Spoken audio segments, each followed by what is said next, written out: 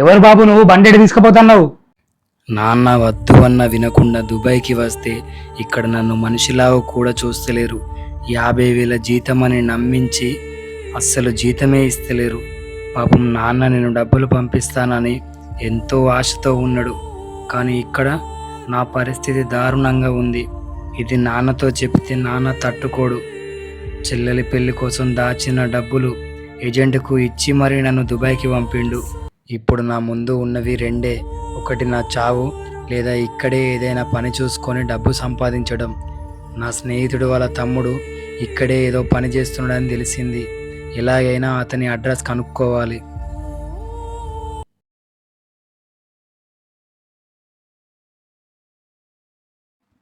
అమ్మ సాలు రోజు బస్సు పిల్లలు వచ్చే నెలలో ఇస్తామని చెప్పు నాన్న.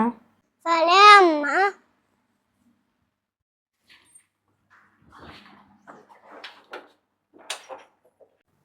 ఎవరు బాబు నువ్వు బండి తీసుకుపోతున్నావు? బండి ఈఎంఐ కట్టగా 6 నెలలు అవుతుంది. ఫోన్ చేస్తే స్విచ్ ఆఫ్ వస్తుంది. 3 నెలల నుండి తిరుగుతూ ఈ రోజు దొరికింది మీ ఇంటి అడ్రస్. ఆఫీస్కి వచ్చి మొత్తం డబ్బులు కట్టి బండి తీసుకెళ్ళు. వద్దు బాబు, నువ్వు బండి తీసుకుపోవద్దు. వీధిలో వాళ్ళు చూస్తే మా పరువు పోతుంది. ఒక్క నెల రోజుల టైం ఇవ్వు బాబు, ఆ డబ్బులు నేను ఇస్తా నీకు. చూస్తా, నెల రోజుల్లో మొత్తం డబ్బులు కట్టకపోతే మళ్ళీ వస్తా.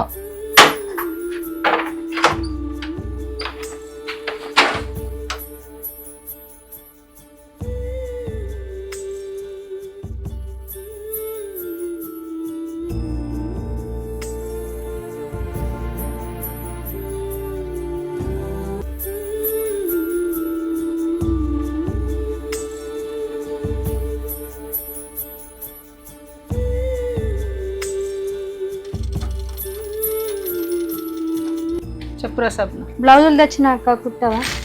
ఇంతకు ముందు కుట్టిన బ్లౌజ్ల పైసలు ఇవ్వలేదు స్వప్న, ఎప్పుడు ఇస్తావు? ఒక 2 రోజులు ఆగక్క, ఇస్తా. సరే స్వప్న. అక్క నాకు మిషన్ కుట్టడం వచ్చు. నేను ఇంట్లో ఖాళీగానే ఉంటున్నా. మా బాబు స్కూల్కి వెళ్ళాక వచ్చి 4 వరకు కుడతా. నాకు ఎంతో కొంత డబ్బులు ఇవ్వండి అక్క. సరే స్వప్న, రోజు 100 రూపాయలు ఇస్తా, వచ్చి కుట్టుకో. సరే అక్క, ఈ రోజు నుంచే కుడతా.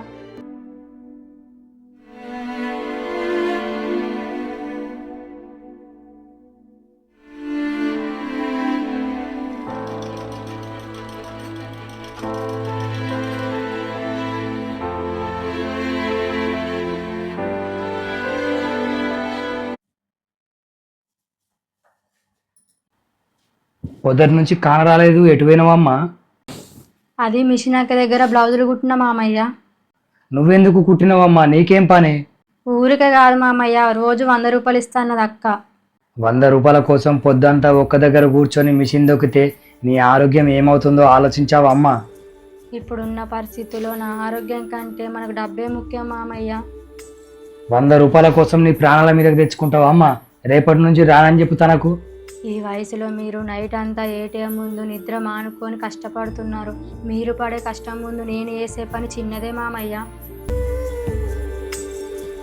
అనిగాడు స్కూల్కి పోయాక నాకు ఇంట్లో ఏం పని ఉండదు. మిషన్ కుడితే నాకు టైం పాస్ అవుతుంది. అలాగే 100 రూపాయలు వస్తాయి. ప్లీజ్ కాదనకండి మామయ్య. సరే అమ్మా, నా పెద్ద కూతురు సావిత్రికి ఆరోగ్యం బాగాలేదంట, నేను ఒకసారి పోయి చూసేస్తా అమ్మా. సరే వెళ్ళిరండి మామయ్య.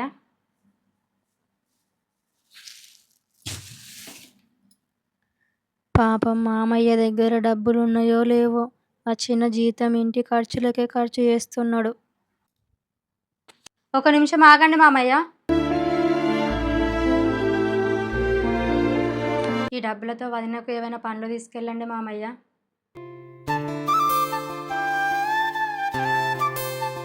రఘుకు పని లేక దుబాయ్లో ఇబ్బంది పడుతున్నాడు. మామయ్య ఒక్కడు కష్టపడితే ఇల్లు గడవడం కష్టమని స్వప్న మిషన్ కుడుతుంది. అందరిలాగా వీళ్ళ జీవితాలు ఎప్పుడు బాగుపడతాయో ఏమో. రేపటి ఎపిసోడ్ చూడాలనుకుంటే వెంటనే మన ఛానల్ సబ్స్క్రైబ్ చేసుకోండి. అలాగే ఈ వీడియో నచ్చితే ప్లీజ్ లైక్ చేయండి.